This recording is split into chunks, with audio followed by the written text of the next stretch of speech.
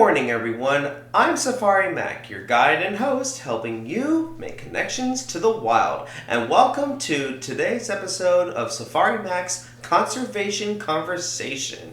If you are just tuning in from my previous episode, Macaw's Part 2 of Safari Mack's Adventures in South America, welcome and I thank you for joining me today. But if you are brand new to my series, as always, welcome.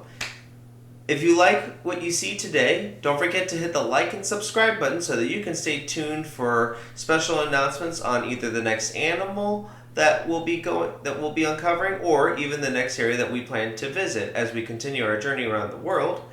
Or check out my Facebook page where you can find interesting animal articles, facts that I will post every other day or so, and be sure to also check it out for special updates from different conservation projects all over the world.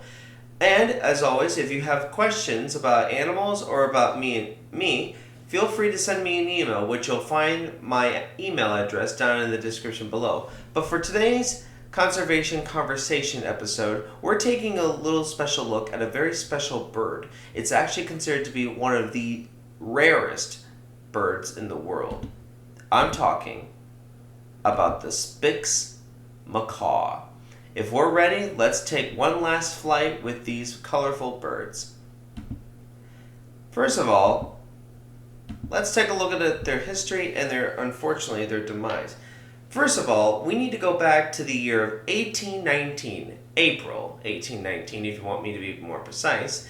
And I'd like to introduce you to German naturalist Johann Baptist von Spix, who was on an expedition trying to uncover the interior of Brazil, where he originally founded this bird, not in the jungles, but instead in a one of the dry northeastern part of Brazil, known as the Caatinga.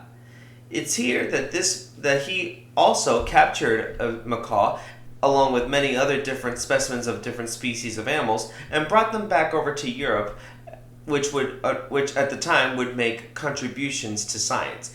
Now, of course, today we may despise this, but really, when we think about it, back in the day, we didn't know any better, and this is what has helped us to identify many different species of animals all over the world, as well as those living in our backyards. But unfortunately, this species of macaw would unfortunately prove to be a little too popular. As I mentioned in my previous episode of Safari Mack in South America, Macaw's Part 2, unfortunately, macaws still face this problem that the Spix macaw faced at one point. They are unfortunately captured from their natural habitat, and they're crammed into these boxes, or even worse conditions, to later be smuggled across the border and into different countries all over the world to be sold as pets. In addition to being sold as pets, these birds were also poached for their beautiful, colorful, beautiful blue feathers. So unfortunately, these birds were persecuted relentlessly, right up until, unfortunately, the species was declared extinct in the wild by the year of 2000. Now, let's just go ahead and skip ahead 11 years afterwards. For those who have families and have kids, I bet you're familiar with this movie. 2011, 20th Century Fox and Blue Sky Animation Studios film, the same people who are responsible for the film The Ice Age series, as well as a more recently popular film, Ferdinand, the retelling of the bull Ferdinand. They made a movie about Spix macaws in general.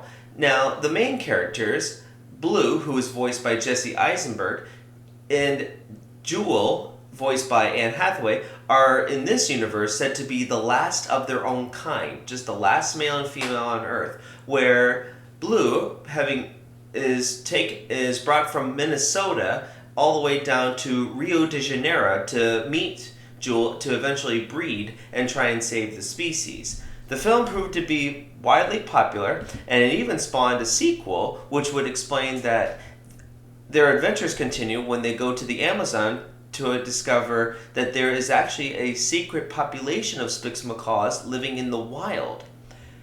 Now, unfortunately, these films, while they were very entertaining and beloved by many families all over, unfortunately, it's a lot of fiction. Not all of it was really true. Although, there are some truths, but I'll get to that later. First of all, I'd like you to know a little extra something. It wasn't just the Rio films that let us know about this bird's plight. In fact, a very special episode of NBC's Law and Order's Special Victims Unit actually has an episode called Wildfire, where unfortunately the bird is included in an international animal smuggling ring, where references were made on exactly how rare this bird really is and how much money they would be worth. In fact, you could hear from the Rio movie where they say these last two macaws on Earth, these are worth a fortune. In truth, they really could be worth a lot of a fortune. But now, here's a pretty wild thing that I bet you didn't even know. First of all, I'd like you to meet this bird named Elvis. Now, Elvis was a Spix macaw who was illegally captured back in the 1970s and brought into the U.S. under the pet trade, where he lived for many years up until as recently as 2002 as a pet to someone in Colorado. When they heard about his plight, the owner decided to donate him to a breeding facility where he was brought to help contribute to the species. And not only did he contribute to helping save his species, it was he who helped inspire the Rio movies. But now, let's skip ahead out of the popularity in the multimedia, and let's go to what's going on today. Comeback and future.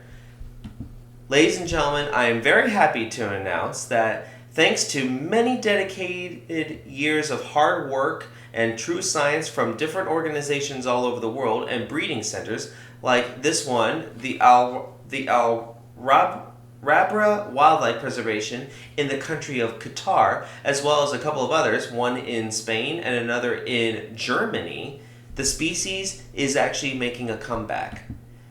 So, what do I mean?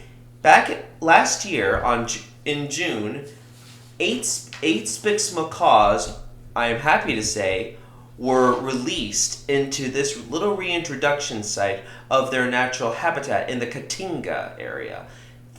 Thanks to this, thanks to high organization involvement as well as Brazilian government involvement, these birds are slowly, hopefully, making a comeback. Right now, each of these birds has been fitted with a transmitter, and they're being tracked while they're monitored in a protected area, free from poachers, free from agriculture, and free from habitat destruction.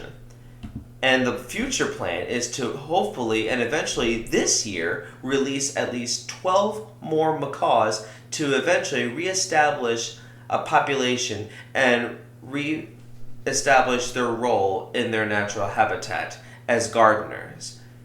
Ladies and gentlemen, I want to hear from all of you. Do you think that this is going to work? I have the highest hope that these birds will be able to make a full comeback and reestablish themselves. Because if so, this could be one of humankind's crowning achievements with our involvement of birds. But now I really do want to hear from all of you, what you think. Be sure to let me know down in the comments section below.